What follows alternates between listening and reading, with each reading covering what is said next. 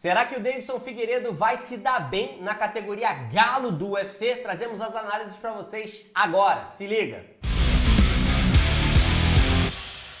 Fala galera, beleza? Sejam muito bem-vindos para mais um vídeo do Contragolpe. Davidson Figueiredo, que fez uma defesa, tentou fazer uma defesa de cinturão contra o Brandon Moreno no UFC Rio, UFC 283, acabou não se dando bem, foi derrotado, entrou um golpe ali do Brandon Moreno que acabou causando um dano sério no olho dele e ele falou que não quer mais saber da categoria peso mosca, que vai subir para a categoria peso galo. Essa lesão do Davidson vai deixar ele no estaleiro pelo menos 6 meses, então a gente tem aí que ele deve voltar para o final do ano, talvez 2024, mas forçando a barra, dá para lutar ainda em 2023.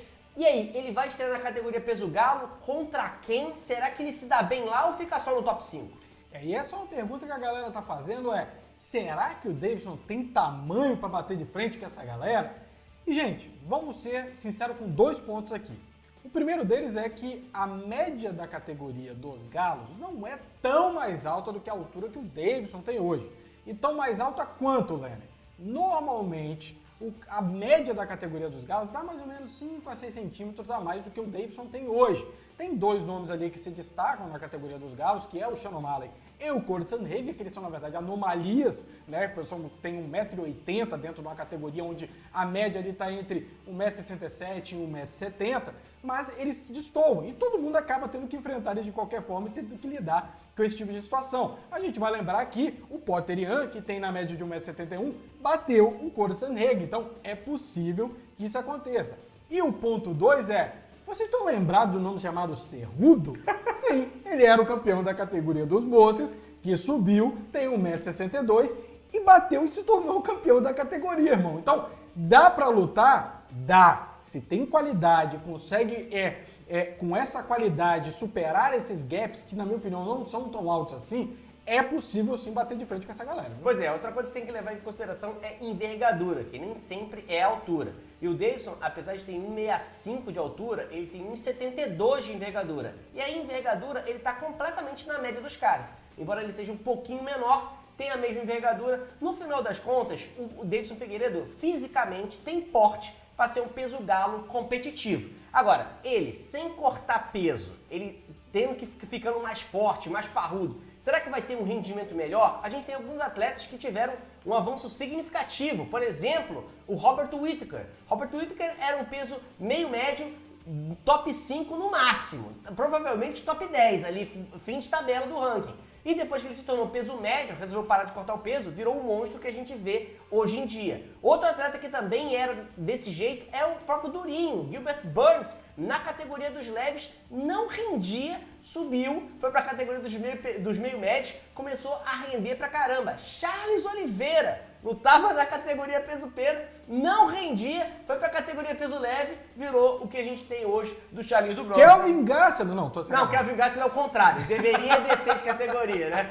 Mas enfim, tem vários nomes de caras que tinham problemas para fazer o corte de peso, tinham dificuldade de bater peso, Charlinho já teve dificuldade várias vezes, e depois que sobe de divisão, a coisa mudou de figura. Será que esse fenômeno que a gente vai ver com o Davidson Figueiredo, e se conseguir ter esse fenômeno, ele fica aonde nesse ranking? E a gente já viu que o Davidson ele é muito de lua com base nessas cortes de peso, né? A gente já viu situações que o Davidson não estava conseguindo bater peso, ou teve problema para bater peso, que entregou uma luta horrível, situações onde ele conseguiu de alguma forma bater o peso com um pouco mais de qualidade, lutou melhor e...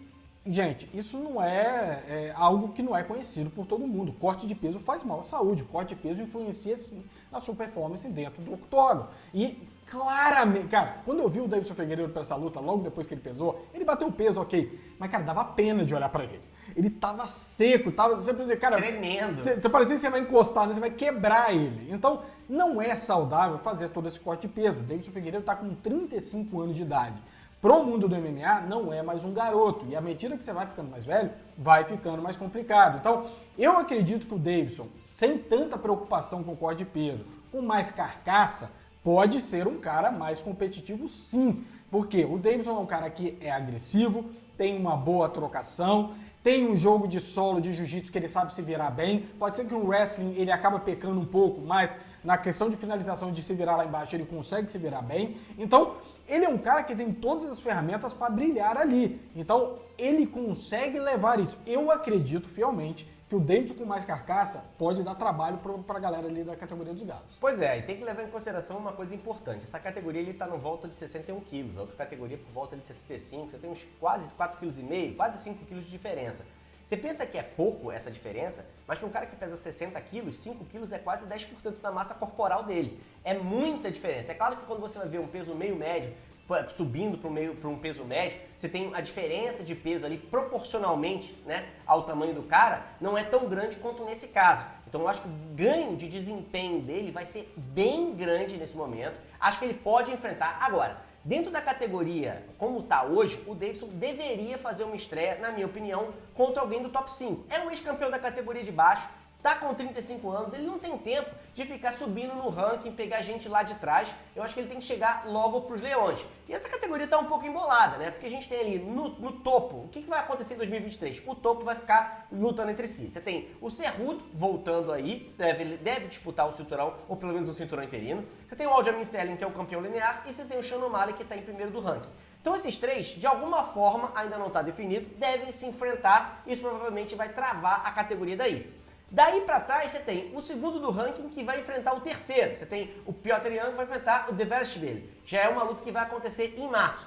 E o quarto do ranking vai enfrentar o quinto, que é o Marlon Vera, que vai enfrentar o Cory Sanhagen, que vai enfrentar agora em fevereiro. Então, do segundo ao quinto, essa galera tá embolada, mas eles estão lutando agora. O Davidson só está disponível para lutar no final do ano. Então ele pode pegar qualquer um desses quatro. Vencedor ou perdedor dessa combinação aí são adversários bons pro Davidson. Só falta escolher qual deles é o melhor. E como ele só vai e deve voltar no final do ano, e a gente tá falando isso, galera, porque a lesão foi mais séria do que a gente esperava. Ele realmente, para ter uma recuperação completa, já deram aí que pelo menos 6 meses sem treinar. Então, ainda que ele se recupere em 6 meses, volta para o treinamento, faz um camp completo. Vamos colocar ali para novembro, acho que novembro, dezembro seria uma data talvez esperada que ele retorne dentro do octógono. E ali muita coisa já pode ter rolado dentro dessa categoria, né? Muita água já passou. E eu concordo com o André, ainda que seja vitorioso ou derrotado dessas lutas, são lutadores que mais ou menos vão ficar. Como eles estão enfrentando lutadores dentro do top 5 mesmo, não vai ter muita movimentação. Se um perde, ele não vai descer tanto assim. Então é uma luta boa sim pro Davidson Figueiredo. Ele deve torcer para não ter que pegar talvez um cara já de 1,80 m logo de cara, porque não é que ele não pode enfrentar, mas ele não está acostumado, então já seria um gap muito grande para ele tentar já entrar logo de cara. E você pode falar, mas Lene, será que ele já consegue furar a fila de todo mundo que está atrás? Galera, é um ex-campeão, e ex-campeão tem um certo tipo de benefício. Você lembra quando o Aldo desceu de categoria? Já foi lá dentro do top 5. O Cerrudo, quando era campeão dos moças, já subiu também com os benefícios. Então, é um cara que é um ex-campeão, e eu duvido muito que um vitorioso ou derrotado dessa categoria dentro do top 5 recusaria uma luta com ele. Primeiro porque eu acho que aquela galera da categoria de cima sempre acha que é luta fácil. Um cara da categoria de baixo quer se experimentar aqui, é mais fraquinho, é um cara que é um ex-campeão, ou seja, a promoção em cima disso vai ser maior, então eu vou aceitar. E o segundo ponto que eu acabei de falar, é um ex-campeão, a promoção da luta pode ser melhor, pode ser inclusive uma luta que encabece um Fight Night, né? Não vai valer uma disputa de cinturão, mas pode ser uma luta principal dentro de um card de Fight Night aí, o que já é um negócio bem legal para um cara dentro do top 5, encabeçar dentro de um evento inteiro. Então, eu acho que ele pode sim furar essa fila e a galera ali dentro aceitar. É aquela questão custo-benefício, né? Como o Lene falou, o cara vem da categoria de baixo, deve ser fácil, é um ex-campeão, vai me promover. E além disso, pode ser uma luta de desempate. Como eu falei, a gente está tendo o segundo contra o terceiro do ranking. Normalmente, o vencedor de uma luta dessa vai pro título, né? Você tem o quarto contra o quinto do ranking. O vencedor de uma luta dessa também pode ir pro título. E aí, se os dois forem bem, será que... Não, beleza, quem bateu o campeão da categoria de baixo fez mais uma luta, esse cara vai ter um nome maior e vai se credenciar, vai colocar um passinho um pouquinho mais próximo da disputa pelo cinturão numa categoria que tá tudo muito equilibrado e que tem muita gente querendo chegar lá. Qualquer vantagem que você tenha é importante. E bater um campeão da categoria de baixo é uma vantagem importante. Mais importante do que isso, só clicar no curtir, porque é muito importante que você dê essa moral aqui pro canal da gente, pra gente continuar crescendo aqui dentro do YouTube. Mas, gente, o que vocês acham da estreia do Davidson, né? A gente convida vocês também, obviamente, né? Vocês acham que ele vai dar esse trabalho todo? Acham que ele vai vingar? Ou acham que ele vai voltar com o rabinho entre as pernas para a categoria dos pesos moscas e ter que voltar a cortar esse peso todo? Acha que eles podem se tornar campeão da categoria de fato? Coloca aqui nos comentários. Um abraço e até a próxima. Valeu, gente. Até mais.